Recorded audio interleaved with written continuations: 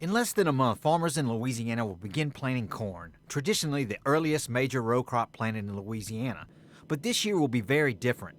Corn requires a good bit of nitrogen fertilizer, and prices for fertilizer are still climbing. This year, fertilizer prices are through the roof. I've talked to several growers and several companies. They can't even book fertilizer prices ahead of time because the price is changing. Foster says it is important farmers test their soil to get a clearer picture of their soil's fertility.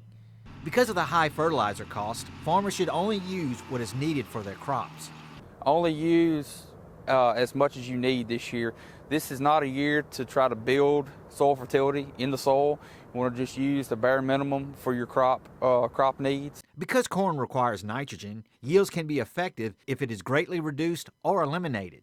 Generally speaking, a 200 bushel corn crop generally requires 200 units of nitrogen.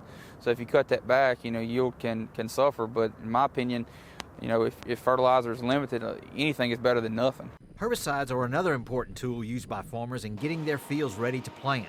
Supplies of some popular herbicides are scarce, which is requiring growers to be cautious with their usage. Growers over the years have been highly dependent on glyphosate and unlimited supply. This year we got to be a little bit more stringent in planning our glyphosate applications and making them count. Because input costs are much higher this year, farmers will need a successful season to cover the cost associated with this year's crops. With the LSU AgCenter, this is Craig Gautreaux reporting.